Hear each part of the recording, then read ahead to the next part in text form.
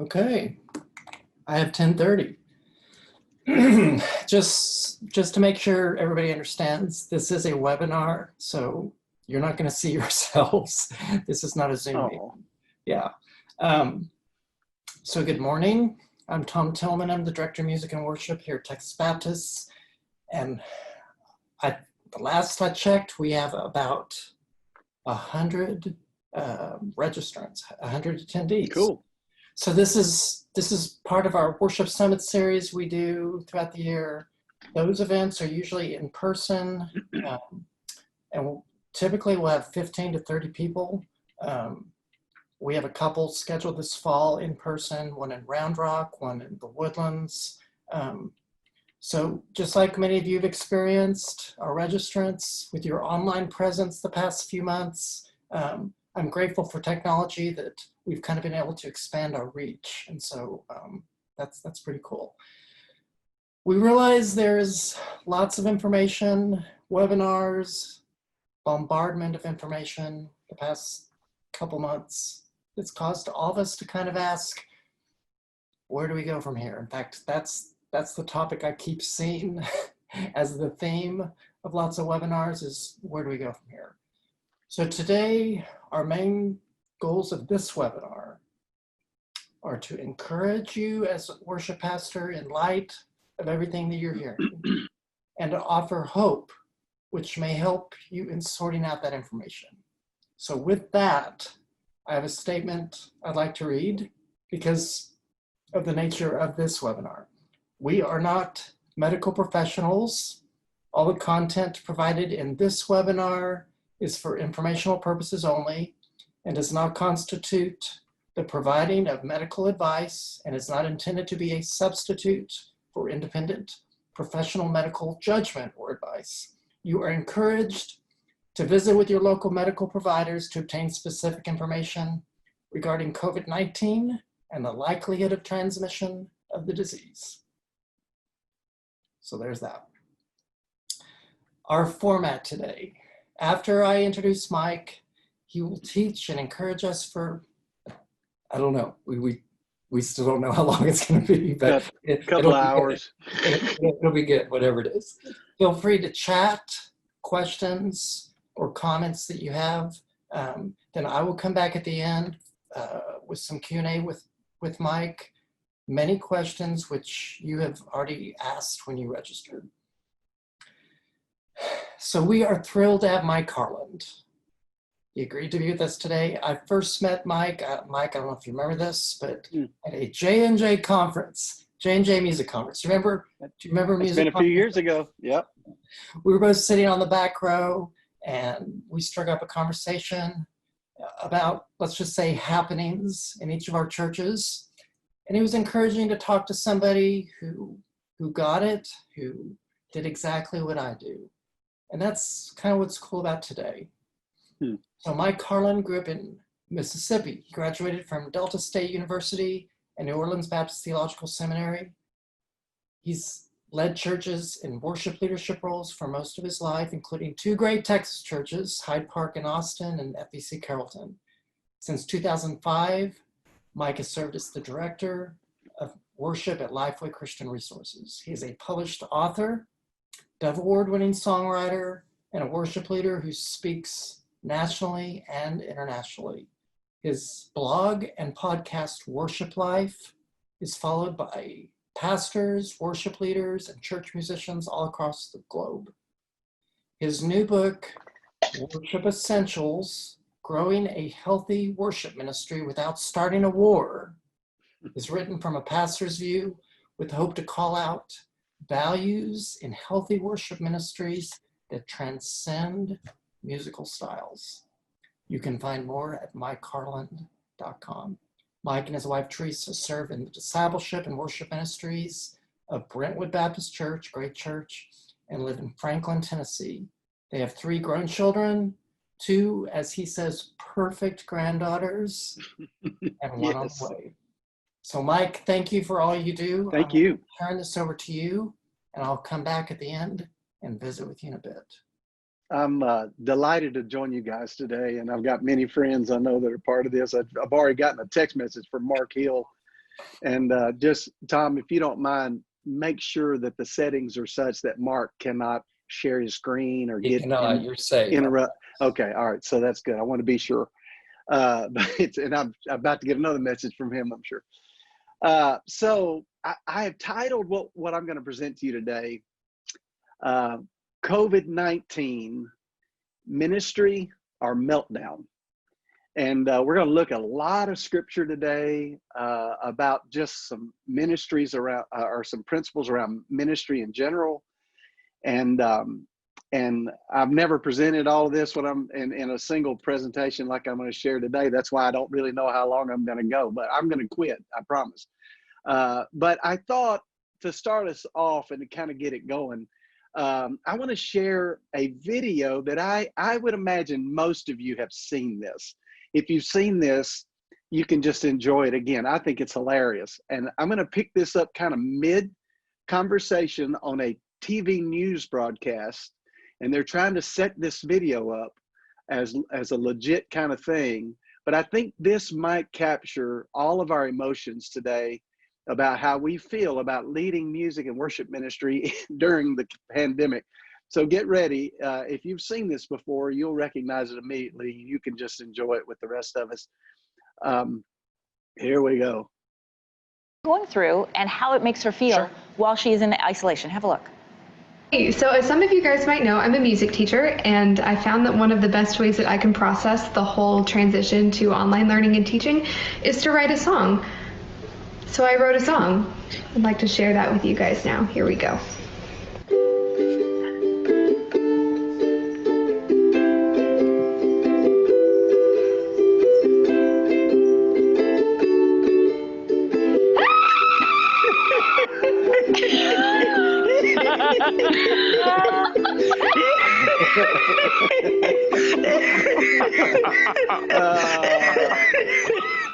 All right, so all of you guys, hold on, let me get that thing completely turned off here. All of you guys can probably relate to that to some degree. How we all kind of feel that way, that it's been like that for us. We would like to go we can't even get in our choir rooms, but we would love to go in the choir room and just scream sometimes because of what we're all dealing with, trying to reopen churches, et cetera, et cetera. So for the purposes of our time together here, I want to share now a presentation that we're going to work through here. I believe that can be helpful to us.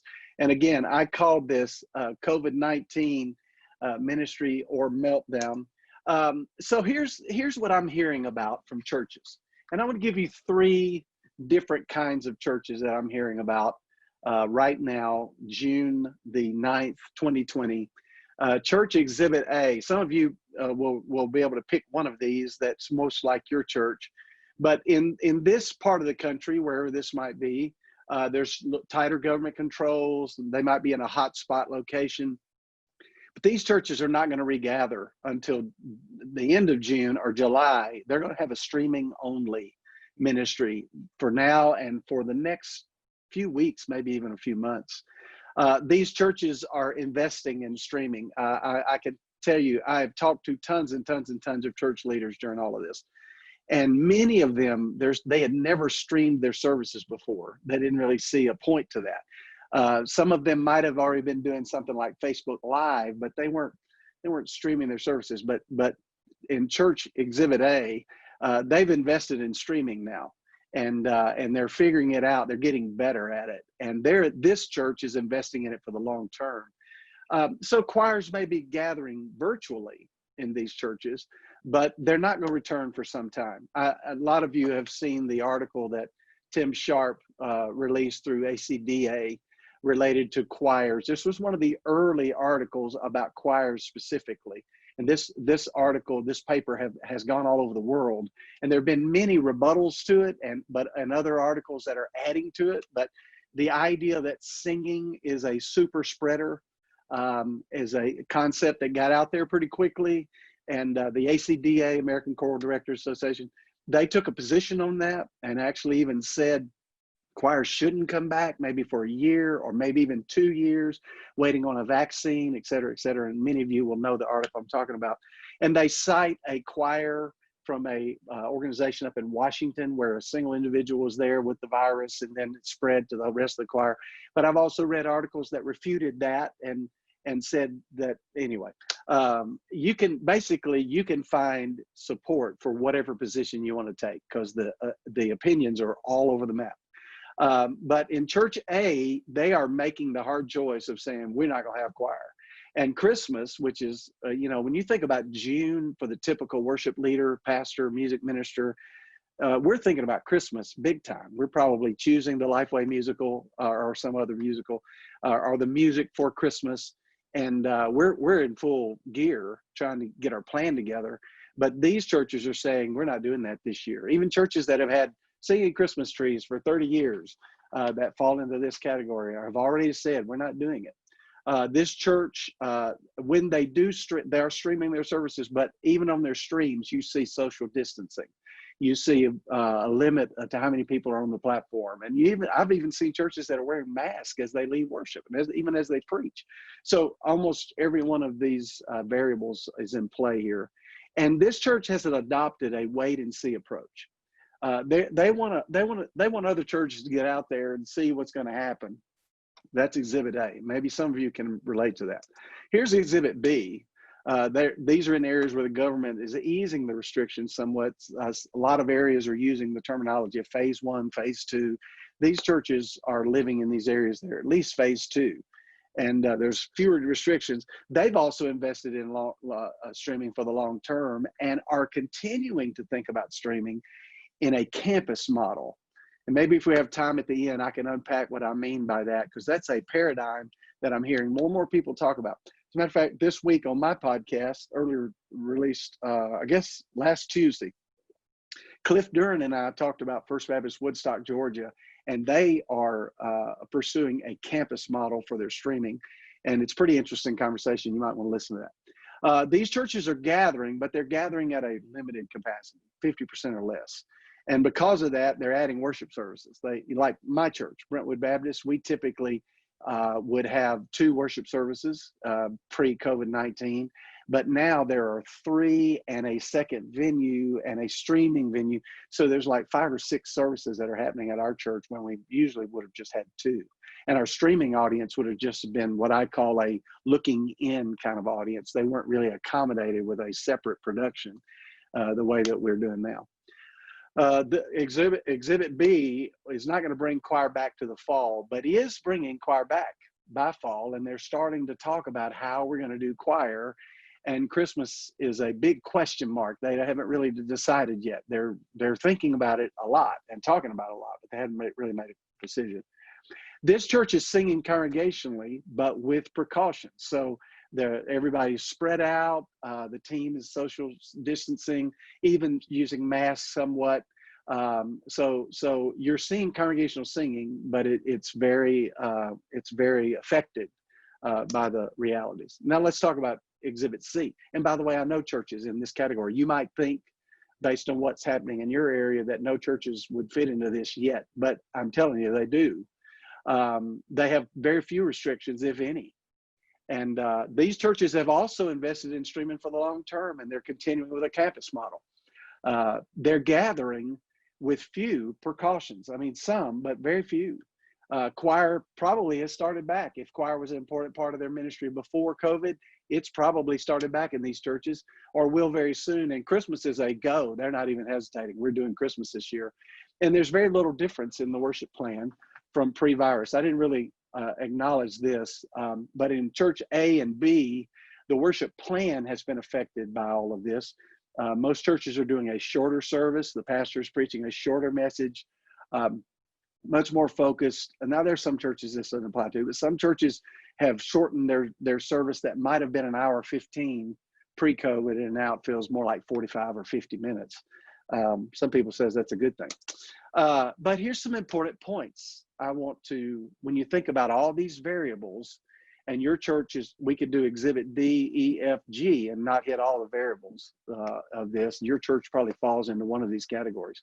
But there's some things about this that I think as leaders, we need to keep in mind. And this is where I'm going to start throwing a lot of scripture at you and using some biblical examples of this sort of thing.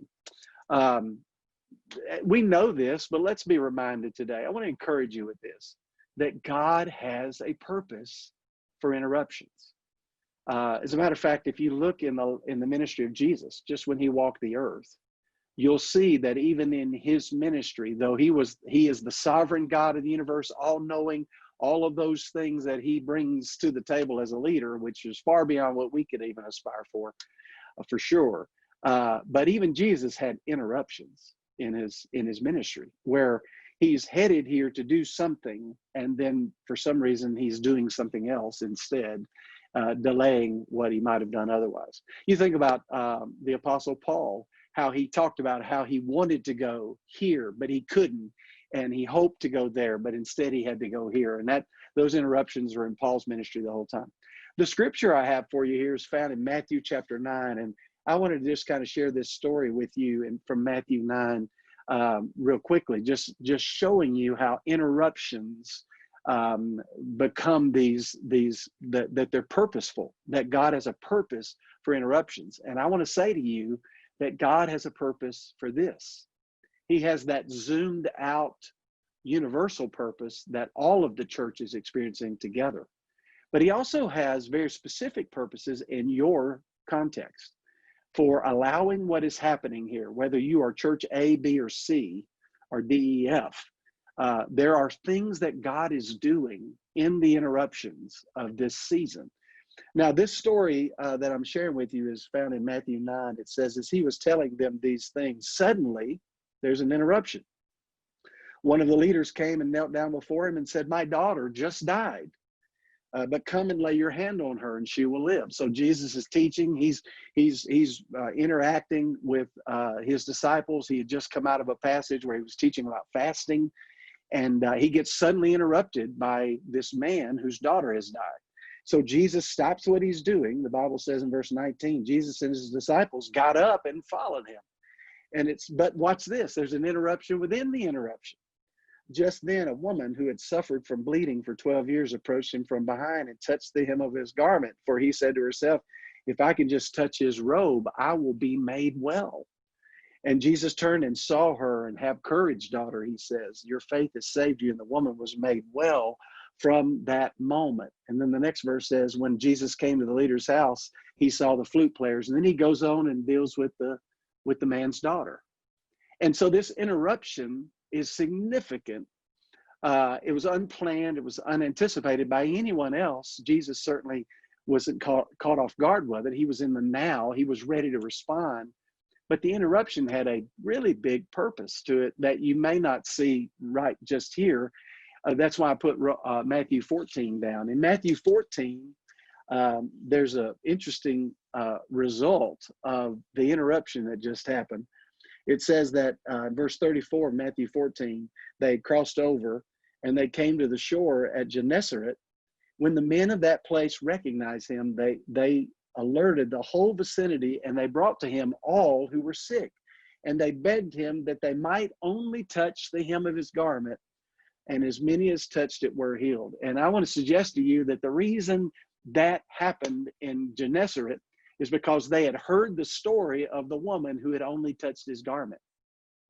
And the testimony of one woman awakened an entire region to recognize Jesus when he came, and then begin to respond to Jesus the way she did.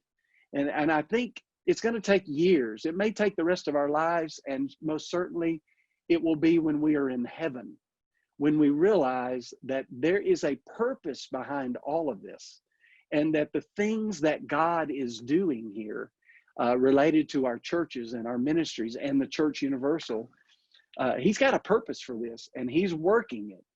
And we're going to be excited to see in the years coming in front of us what God is doing right now.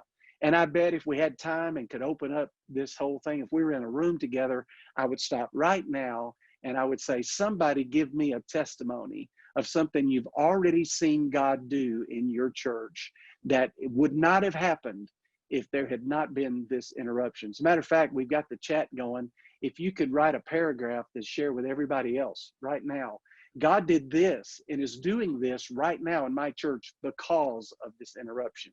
I think it'd be encouraging. But I want to remind you, and this is an important point, that God has a purpose for these interruptions and for this major interruption. Here's the second point I want to remind us all of, that God redeems everything we go through.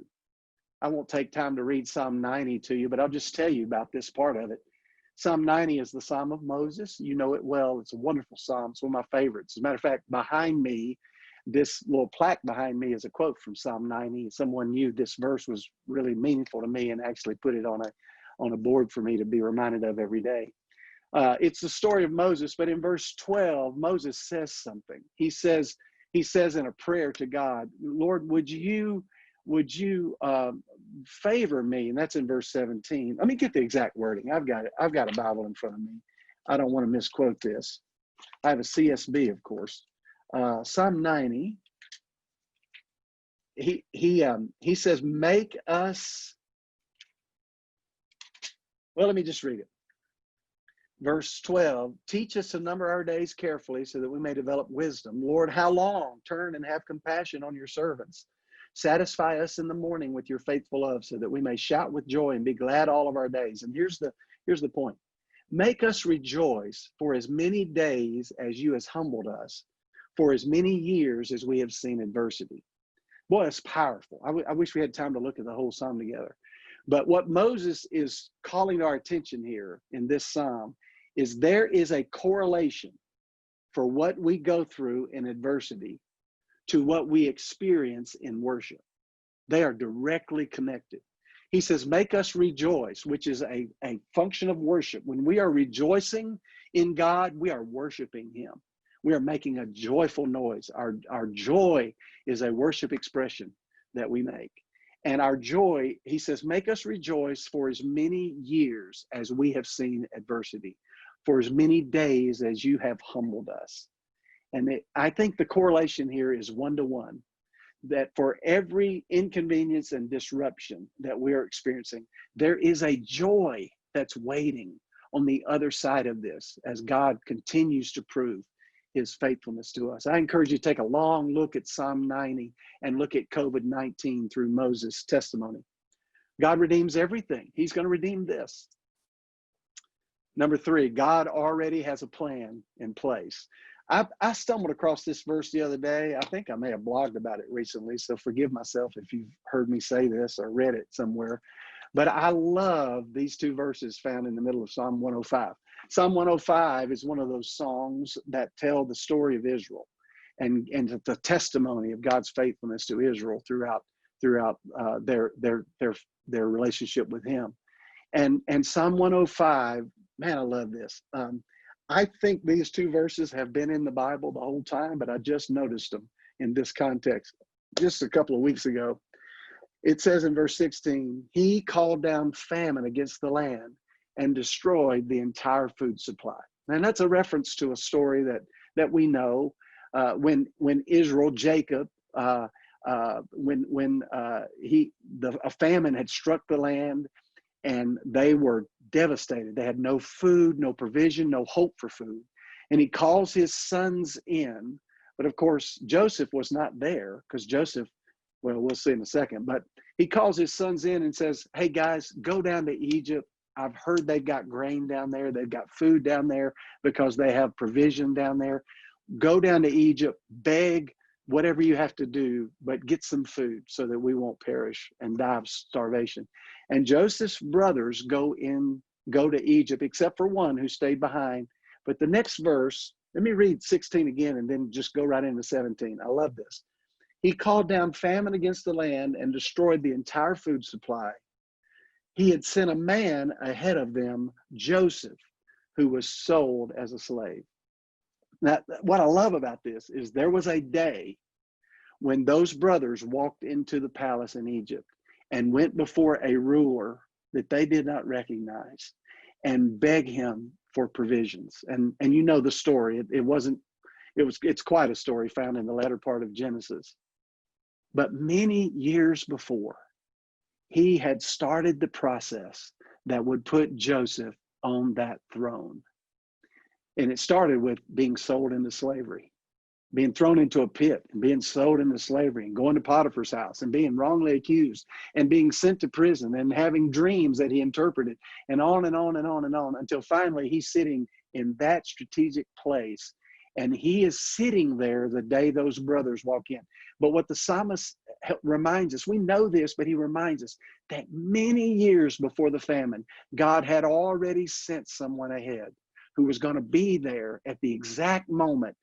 This is so significant because Messiah was going to come from this family. The entire fate of humanity is resting on the survival of Jacob and his family. And the perfect man was sitting on that throne that day. And that wasn't a coincidence. That wasn't a quirk of fate. You know that. That was a sovereign God who had a plan all along. It was a plan that even man's rebellion could not disrupt. And he's got a plan for this too. God has already sent ahead of us the provision that we will need when we need it. He's already put in motion the things that will result in our benefit, though we don't even see it. Man, I don't know about you, but that blesses the socks off of me. And since I'm Zooming and working from home today, I don't have any socks on, so that's accurate. All right, look at this one. Now, this is a little play on one of those little wives' tales that make their way into our theology, and they make their way accidentally. You'll think I've got a typo here, but this is not a typo. God will put on us more than we can bear. I've heard it all my life. Well, God will never put on you more than you can bear. I think that's a misquote of 1 Corinthians 10:13 that says God will not allow us to be tempted in ways that we can't bear. That's talking about temptation and sin. But the Bible I read shows over and over and over and over that God will very often put things on us that are more than we can bear.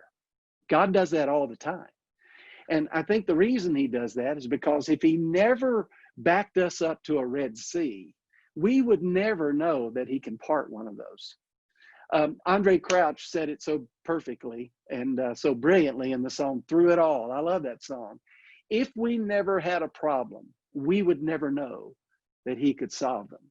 God very often will bring us to the end of our resources. I think it's better than the Midas guarantee that if you are his child, you will frequently and often be put in the position of being overwhelmed and being out of resources. And he does that because he wants to prove to you and to me over and over and over again that he is able.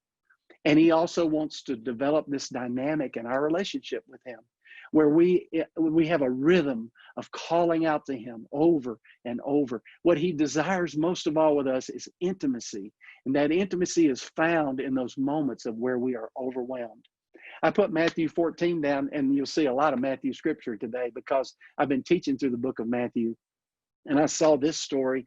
Matthew 14:13-21 is Matthew's account of when Jesus fed the 5,000. And I love this because at the end of that teaching time, one of the disciples comes to Jesus and says, we've got to send these people away from here. It's the end of the day and they need to eat. I think if that disciple had been honest that day, he would have said, Jesus, get these people out of here because we're hungry. I think that's probably the truth. But Jesus says, well, look, give them something to eat. And you know, you've heard the story, 5,000 men. Was that 15,000 people, 20,000 people? We don't know, but we know it was a whole lot of people, and they had very little provision among themselves. And Jesus says, hey, feed these people. And of course they go, we can't feed these people. We've got 5 loaves and 2 fish. That's all we got. And Jesus says, bring it to me. And then he performs one of the most amazing miracles of all the New Testament. I tell you very often, and I bet you felt this way recently. I know I have. I felt this way so many times. I've been at LifeWay now 15 years. As Tom said, I have felt a version of this, if not every day, certainly multiple times every week, of looking at this task and going, I can't do this. I can't do it.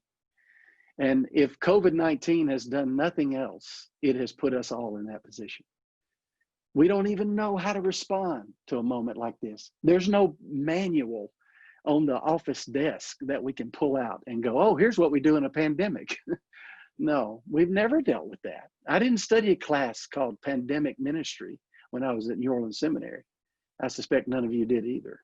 We're in that moment of having a shepherding responsibility and a ministry responsibility, and we are completely overwhelmed with variables we have no control over. You can't tell your governor what the protocols ought to be, and you can't tell your mayor, and you can't tell anybody really even in your church what ought to happen here, not with authority. None of us can. So we're here powerless, feeling all of the responsibility that we felt back in January, but having none of the ability to do some of the very things that we thought were essential to the work we did. And I will tell you something, and I bet everybody in this Zoom today has this testimony. God will put on us more than we can bear. And he's done it this time. Maybe perhaps in ministry challenges more than we've ever seen. And that'll happen in our families, with our health, with our realities of our church, with pastor relations. I mean, the variables are too many to enumerate. God has a purpose. He redeems it all. He has a plan already in place, and he will put more on us than we can bear, and he's doing it now. So what do?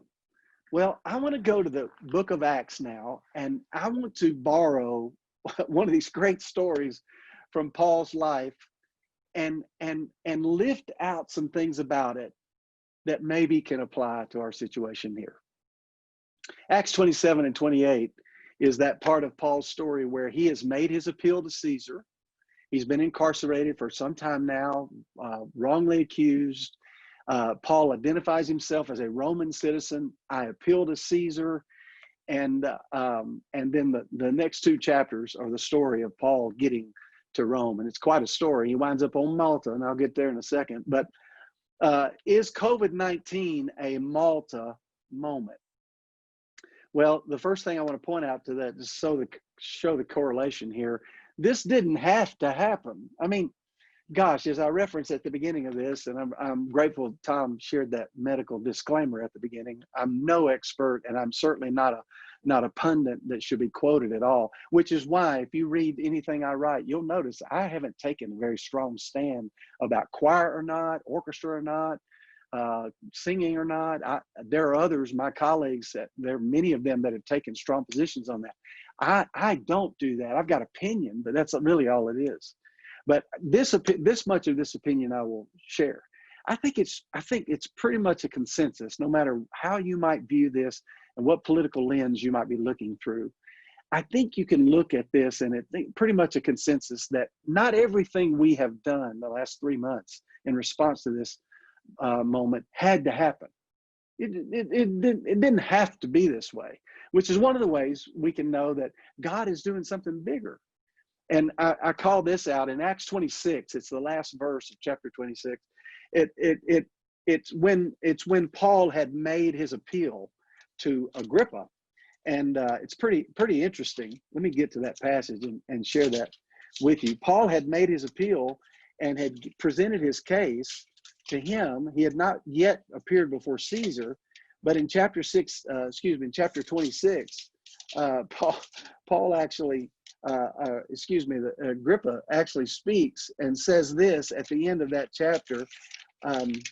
He says, Agrippa says to Festus, this man could have been released if he had not appealed to Caesar. In other words, his case was so compelling, he had won the argument, but he had already made his appeal to Caesar. And the interesting thing about that is that he didn't have to do that. He did. But there's a God in the background here that's orchestrating some of these things.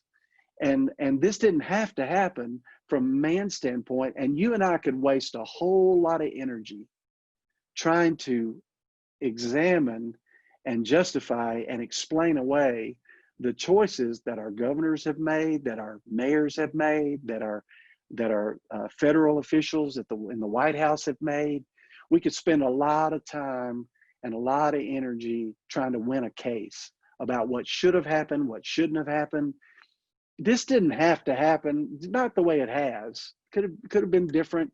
You know, could they have controlled the virus in China and not gotten, you know, some people say they could. Who knows? I'm just saying that leading up to this moment, Paul could have wasted a whole lot of energy reacting to that statement that Agrippa makes right there, which is, this didn't have to happen. If he had just not done that, it's second guessing Paul's strategy here. And I don't think Paul's got this overarching strategy. I think Paul's just working out of the core of his heart, which I hope all of us have done in this.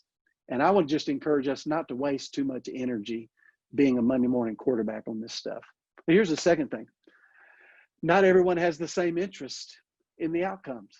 You know, that we know that's true. We know that the church, the people in the church, people that are gospel centric, have things that they are thinking through and working through, but not everybody feels that way. Not every even spiritual leader, not every person that is even Baptist feels have the same interest in how this is playing out. Not everybody feels the same way, and not everybody's going to take the same course of action. And I use 27 here at this point, verses 9 through 12. They get into this ship going across this troubled sea, and Paul's got one set of interest that he's trying to do, and the soldiers, the sailors, got another interest, and there are differences of opinion that what ought to happen here. And I think we're going to see that continue to happen. And there are differences now. I'm telling you, we all see it every day. I could show you this article that says this is what ought to happen and here's why, and I could show you the one that completely refutes it and says the exact opposite. And not everybody's thinking about the same way, don't have the same interest. Here's the third thing. But everyone is in the same boat with us. Now, this is, I'm spiritualizing this story just a little bit, but the truth of the matter is, you've seen this a million times. My wife and I have said to each other, we don't want to hear this anymore, but we're all in this together. And in a very general way, we really are. We really are all in this together. We're looking at it differently. We have different opinions about all of it, but we're all facing a similar thing. And when this boat is going across the sea toward Rome, when the storm hits and the boat begins to have its challenges and the sailors don't know what to do, everybody on that boat's got the same problem. And Paul becomes, in the fourth point, that Paul becomes a voice of reason. It's interesting because Paul is the point of this voyage. I imagine the sailors that are on the trip, those Roman soldiers, probably resent Paul. They didn't want to get on the boat and do this. It was not the right time of year to try to navigate the sea, and yet they were going to do it anyway. The prevailing wisdom would have said, wait till spring, but they didn't want to hang on to Paul. They were ready to get this thing resolved. And so these guys probably resentfully have to get in a boat and start crossing the sea. And they get into this moment and it becomes a life-threatening situation. And Paul, the one who might have had the least credibility going into this voyage of anybody else on the boat, he becomes the voice of reason. In verse 30 and going forward from there, you begin to see Paul now taking charge in a way and saying, here's what we ought to do. And they listen to him and they actually follow Paul's direction. So they're going across the sea, and let's see how Paul takes this moment, the Malta moment, a major disruption, something way beyond his control. And instead of melting down, it becomes a powerful moment of ministry. Now I'm going to go to the text and show it to you. Chapter 27, verse 35 says, after he had said these things and had taken some bread, he gave thanks in the presence of all of them. After he broke it, he began to eat. They were all encouraged, took food and of themselves. And there were 276 of them on this ship. And when they had eaten enough, they began to lighten the ship by throwing the grain overboard. So here Paul is in this moment of crisis and difficulty, and Paul just does what Christians do. He calls them into a moment of fellowship around the bread, and he gives thanks to God. He's just expressing his genuine faith in the company of all these people on the boat. And they are so desperate that they just watch that happen. I think that's some of the most powerful ministry we can have right now, is to model what intimacy with Christ looks like in the middle. Everything around us is, the ship's breaking up, everything around us, the institutions are under attack. There's this wide chaotic stuff related to the virus, but also to the riots that are coming out of the things that were happening in Minneapolis a week or so ago. And all of that's happened 2 weeks ago. And all of that's been happening. And in the middle of that, Paul does what believers do. And the world watches that happen. And just in being who we are in an authentic expression of worship, we draw others' attention to God. We just say, hey guys, look at this. This is what we do. Number two, we can experience hardship even when we're faithful. So let's not be fooled into thinking that our faithfulness insulates us from having this difficulty. A lot of you guys are buddies with old Charles Billingsley. He's a great friend of mine. He was one of the first people I knew that had COVID-19 and was very sick. He was hospitalized for 3+ days. And Charles's testimony, if you haven't heard him talk about it, he's talked about it some. He was a sick dude. And if you know Charles well, you know how physically fit Charles is. And it was his physical fitness that really sustained him through this. Doctors were telling him, if you weren't well going into this, you were facing something that could have been life-threatening. Well, we're on this boat. We're in this with the rest of the world, and we're not immune to some of the difficulties this might cause. And I bet in the group that's watching today, some of you have had hands-on challenges with this. And I imagine there's a number of you that probably have walked through this already, just like Charles. We had 3 people on LifeWay Worship on my team that had COVID-19 early on in this process, 3. And so my team was affected by that. People all across LifeWay experienced it as well. But here's something else I want to tell you. We can experience great ministry during COVID-19. Now, I want to show you this in chapter 28. This is fascinating to me, verses 7 through 9. It says, now, in the area around that place, there was an estate belonging to a leading man of the island. So here's what's happened. Their ship is disintegrated. They floated ashore and they landed on an island called Malta. And this part of the story is they land in a place, and this place was owned by a guy named Publius, who welcomed them, entertained us hospitably for 3 days.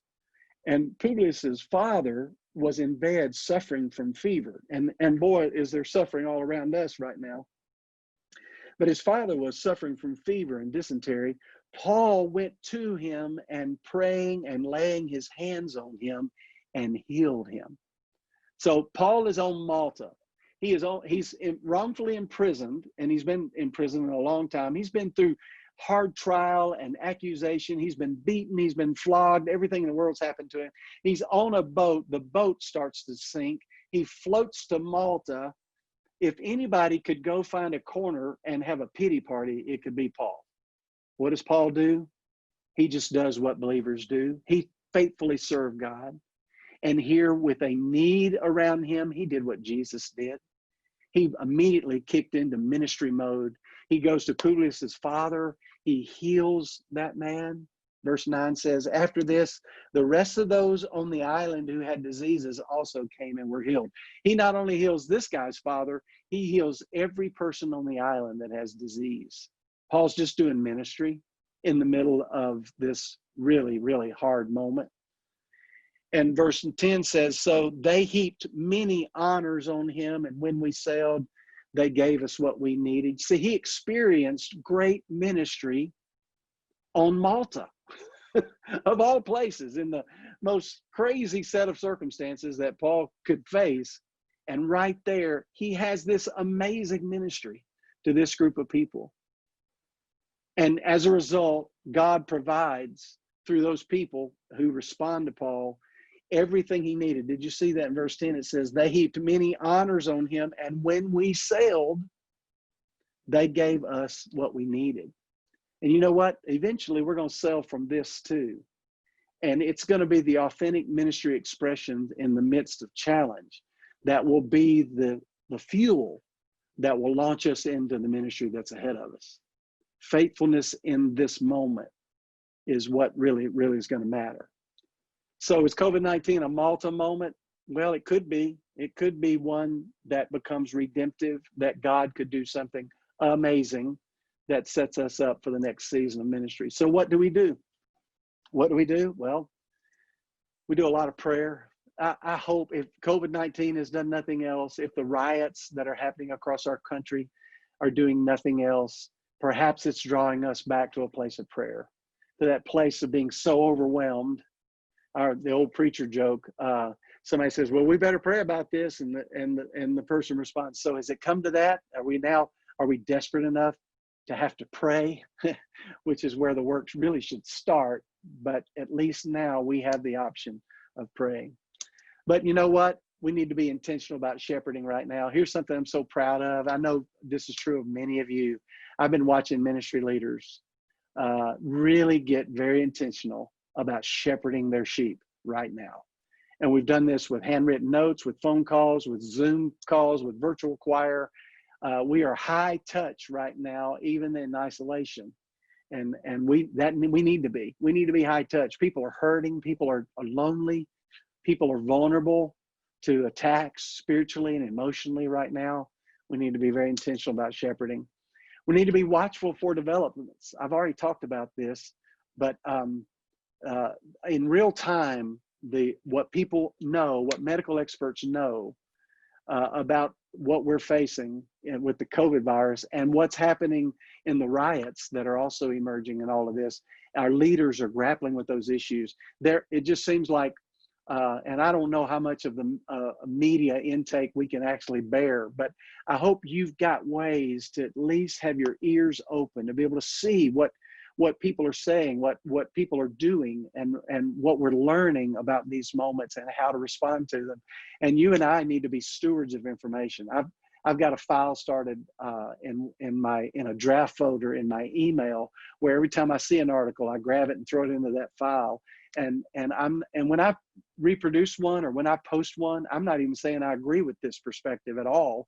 I don't feel myself qualified to agree or disagree with most of these comments, but I'm trying to help people at least read and be aware of what some people are beginning to say. They're learning in all of this. And you and I need to be intentional about shepherding, but we need to be watchful. We need to be paying attention to what we're learning about this. We need to be pliable. Let me tell you about us music guys. We're not known for our flexibility very often. I think that's because the discipline of executing music at a high level is just completely made up of reproducing what we see into what people hear.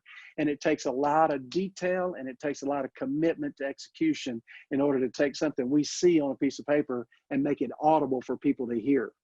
Well, sometimes that same ability of reproducing instruction makes us less versatile, makes us less pliable in our planning. We know what we're going to be singing the next 10 weeks until COVID-19 happens. Or we know what we're going to do at Christmas until COVID-19 happens. We've got to get a spirit of pliability about us because we're going to be changing on the fly. And maybe that's not a strength for you, but it's something that God can help you do to be pliable. You're going to have disagreement with leaders in your church who are going to feel strongly one way or the other, maybe even with the leaders, maybe even with a pastor. We've got to be pliable right now. We got to be super patient. We got to be patient with each other. Right now in my neighborhood, there are 2 swimming pools near me. One of them is the homeowners association that we're part of. It's 1 block that way.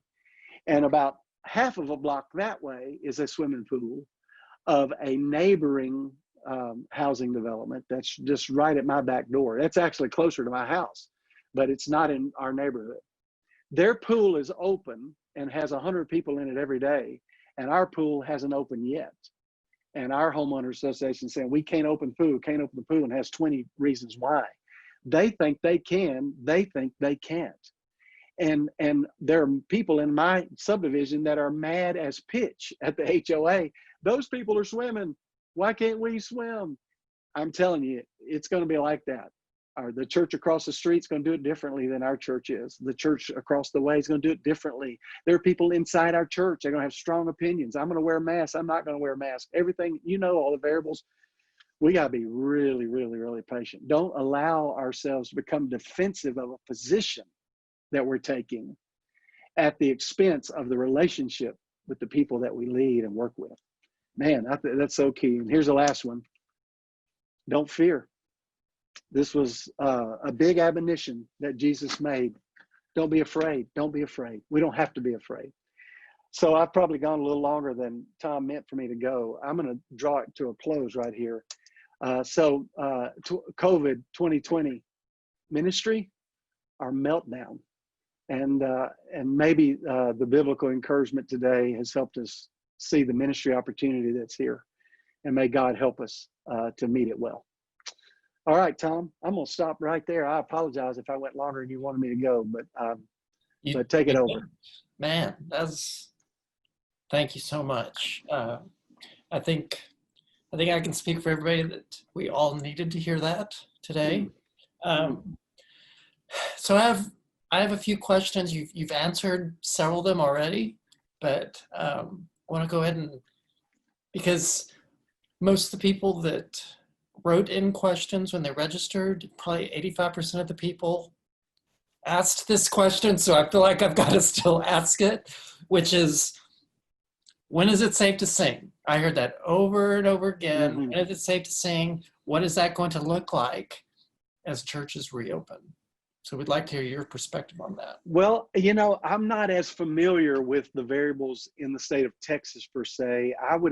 But I live there, so I know some of that. And I know different parts of the state are going to feel differently about it. Local governments are going to feel differently. I'd certainly think your governor, your lieutenant governor, they've been very clear about the positions they're taking, but local officials may not feel that way. I think we've got to be sensitive to the leaders that are around us. I know churches I know one church that comes to mind right now. They have people in their church that are medical professionals who are on the COVID-19 task force, and their opinions are being heard in Washington, D.C., and their opinions are very, very strong. Well, that pastor, I talked to the pastor about this. He doesn't necessarily agree with the guys that are in his church that are on the COVID-19 task force about what they should be doing, but he can't ignore them. So my personal opinion, did I say the word opinion? Can I repeat the word opinion? Is that I don't see, and the data I'm seeing that I think is resonating with me doesn't see the risk in singing that some people are seeing. There are some people that says, man, we're going to gather to worship, and we're going to pray, and we're going to read, and we're going to share scripture, but we're not going to sing. I don't think I would be there. I think I would find a music expression, and I think I would try to find ways to put the words of great text in the mouths of my people. And there would be ways to incrementally do that, like singing, maybe instead of thinking 20-minute song set, maybe think 2 minutes of something very short that's followed by prayer and then another. So I might be spreading it out a little more. I might have people still singing, still seated. I might even decide to use an instrumentation that will allow people not to come with their full-throated self, but be more reflective in their singing, where it's not so projected. I would be very sensitive to the needs. I would be very sensitive to this point too. I would know that there are people in my congregation who are going to feel at risk here, and I wouldn't want singing. I wouldn't want to try to prove a point by singing anyway.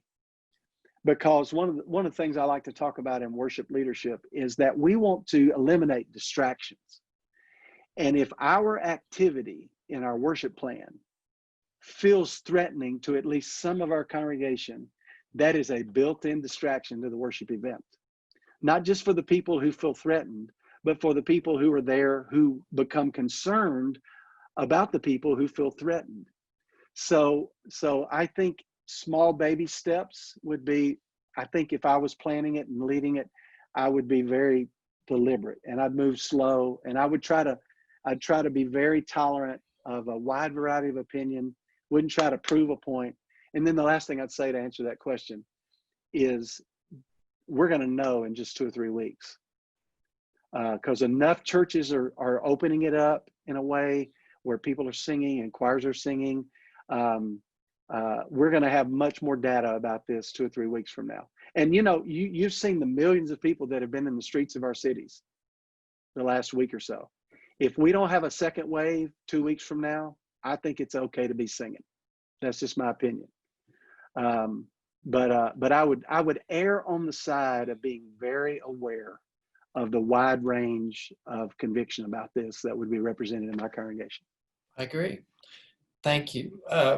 So this question, I think we can look at this question as actually a kind of a post-COVID question, but also even before and after. So the question is, how do we encourage churches to restore the choir? Well, I don't know that COVID and going through this pandemic is going to necessarily give a church that hasn't had choir. They had reasons for not having choir. I don't know that those reasons have gone away during the pandemic. So I think the rationale for choir would be the same pre or post COVID. But I do think that COVID has allowed the church to see what it's like to not have them totally. Right. And what I'm hearing people say is choirs have been missed, even from churches that maybe didn't have choir often. I guess it's kind of like if you're in a situation where you were told you can't have that, kind of makes you want to have that. You know, I'm a little bit of a rebel myself. If I go into a building and there's something that says keep this door closed, there's part of me that wants to go over there and open that door. I don't know what that says about me, but I just, well, what would happen if I did? I think maybe there could be that sentiment in some churches that being told choirs can't happen might have created or piqued some kind of wish that we did. And if that's certainly, if you're in a situation like that, I would take advantage of that. I would. But I don't know that COVID gives us a paradigm shift that would change that attitude if it was there before it happened. I do think our choirs, I believe when choirs open back up and they come back, there can be a momentum immediately that we experience. And maybe we should capitalize on that. We should take advantage of that. I agree. So has the shelter in place changed your ideas any about corporate worship? You know, I was talking to my buddy Paul Balash. I had a conversation with him last week that we recorded for a podcast, and I encourage you next week. I think next week's when that will publish. You need to listen to the conversation I had with Paul Balash. He quoted a lyric to me that I know quite well of a song that I haven't sung in a long time, and maybe COVID-19 has helped us do this, and I think it's helped me. I'll quote the lyric to you. When the music fades and all is stripped away, and I simply come, longing just to bring something that's of worth that will bless your heart. I'll bring you more than a song, for a song in itself is not what you require. It comes much deeper within.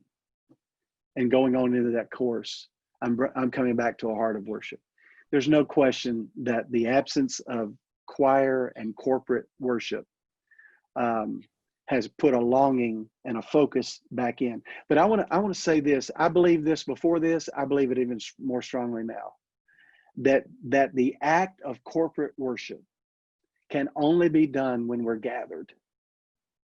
We have to gather to experience corporate worship. Private worship is part of the Christian experience and needs to be a vital part of the Christian experience. And I can worship sitting in my home office, listening to great music or listening to a great sermon, no question about it. But the Bible calls for a corporate gathering, and it is an essential part of the Christian experience. And our people have been robbed of that to a large degree. We can experience online worship through the streaming and all the things that we've had to do. And there's value there. And I think there's benefit there.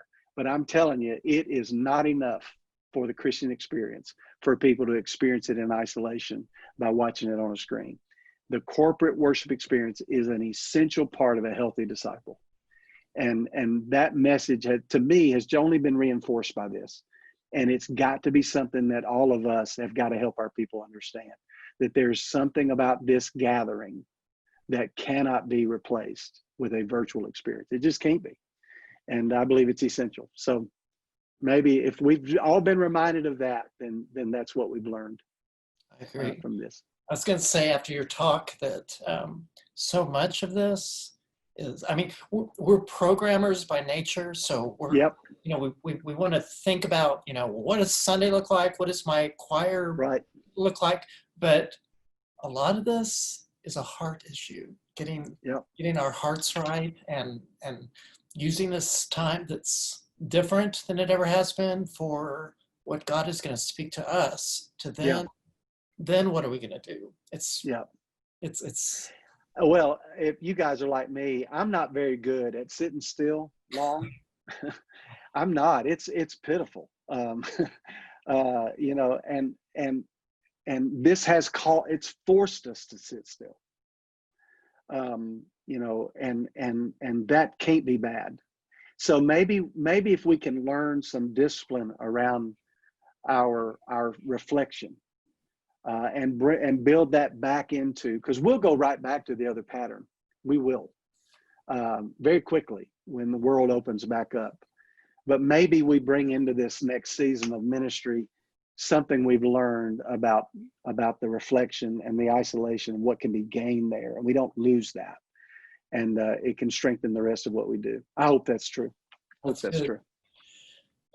So this question came in.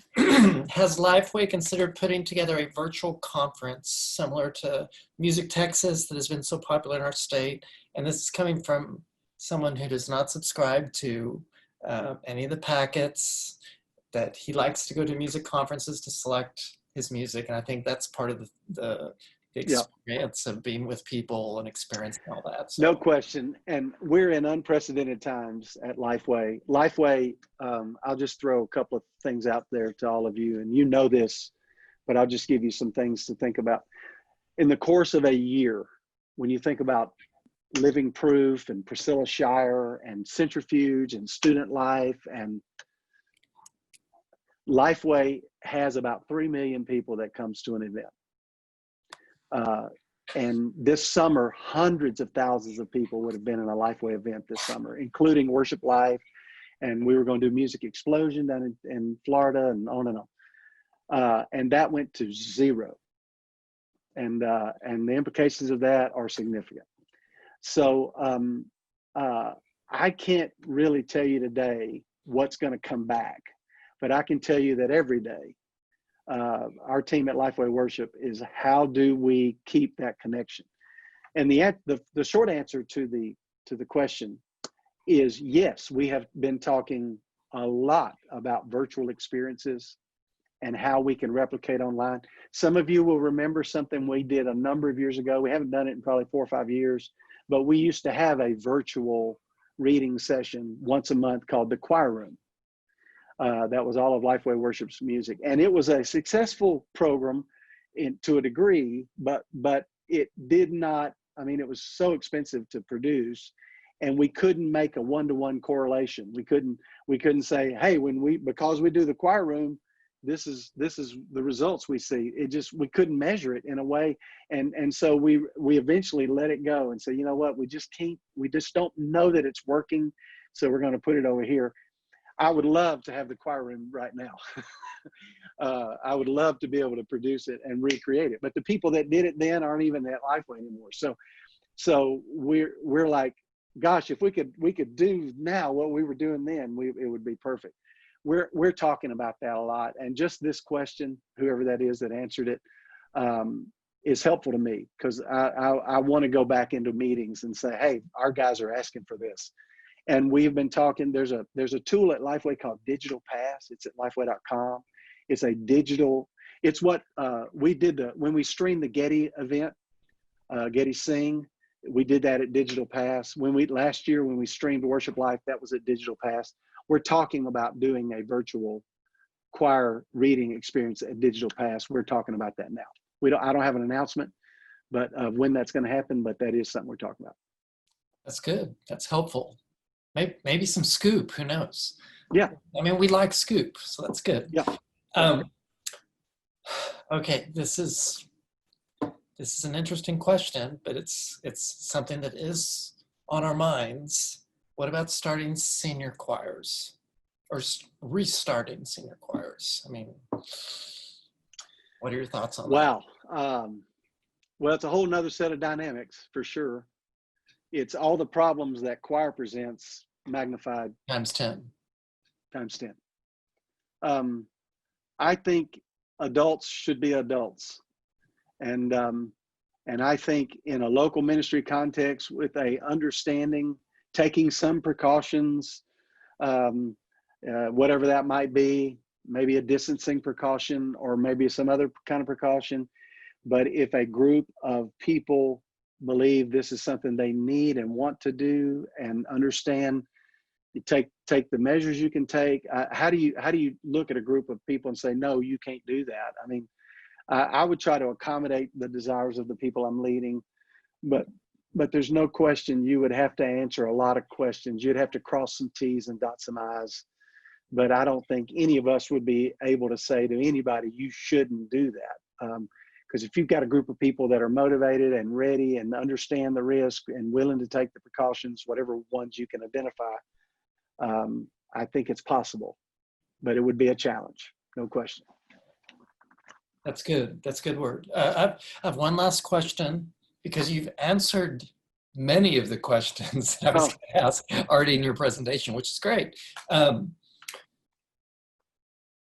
How do we encourage our media staff, many of whom have been really overworked these past few months? Well, they have, haven't they?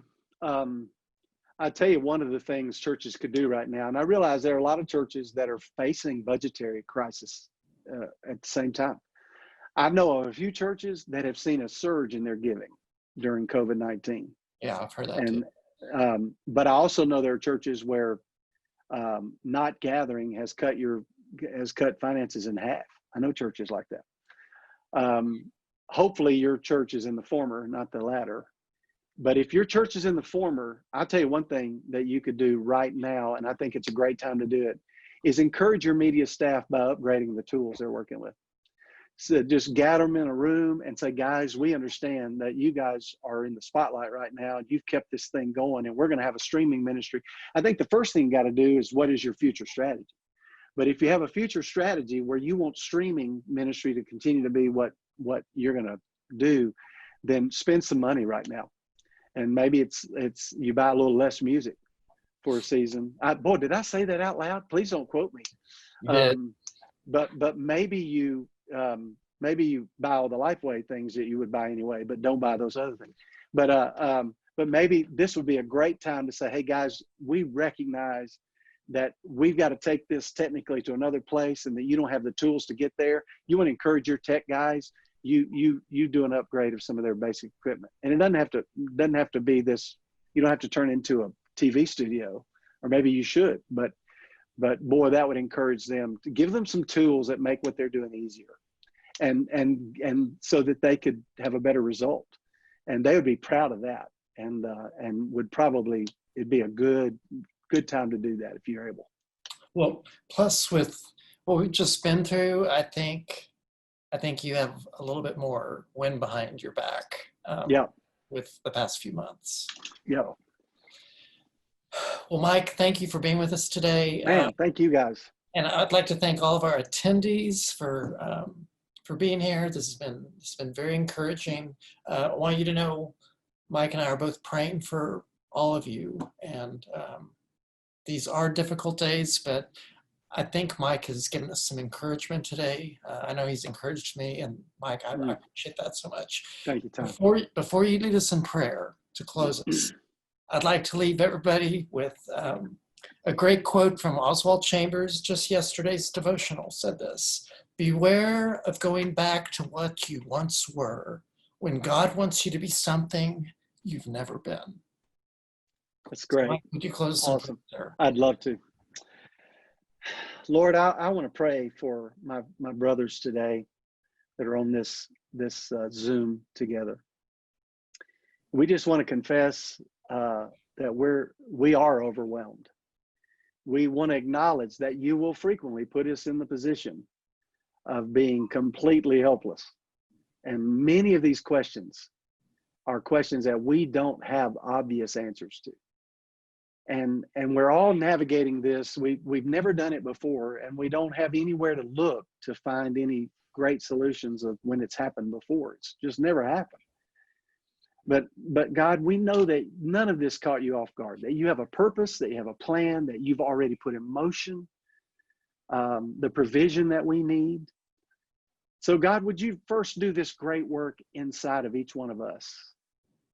Would you tune our ears to your voice so that we can hear you clearly as you speak and as you make application to us of what you want to teach us in this season? God, we want to shepherd your people well. We know that you love your church, and we love it too. And we're in this time where we're leading and we're flying blind in a large degree. God, help us. Give us wisdom. Encourage these brothers today that you've not left, that you're not caught off guard, that you're fully able to provide what is needed. We just want to be still before you in a moment like this to say, Lord, just speak. Give us wisdom. We pray for the pastors of our churches, that you give them wisdom as they listen to lay leaders and medical experts and other people that are weighing in on huge decisions that we're making. And we just ask God that you guide all of this and that you protect our churches, protect the harmony of our fellowship. As people will have different opinions and there will be strong feelings about when to sing and what to sing and choirs or not and all these questions. Lord, would you help us to keep the relational priorities in place as we make decisions that affect people? God, the prayer of our heart today is really most simply stated this: would you pour your Spirit out on your church and on our churches as we walk through these days together? We know that one day we'll look back on this. We are excited about the testimonies we'll share then about a God who not only sent a famine, but loved us so much that he sent a man on ahead to be there when we needed him. And the famine of sin had devastated us, and you had sent Jesus, the Bible tells us, from the foundations of the world. You had sent one on ahead to make the provision that we so desperately needed. We look forward to the day when we see you face to face, and we will worship you forever. Walk with us till then. We're grateful for the promise that you do, and you will. We love you, Jesus. We praise you today. In your name I pray. Amen. Amen. Amen. And when you prayed for the brothers, you meant the sisters too, right? We And the sisters too. We've got sisters. I love the sisters. Amen. Couldn't do without them. Absolutely do. Yeah. Thank All you. right. Thank you, Mike. Thank you, everybody. My Until privilege. next time. God bless.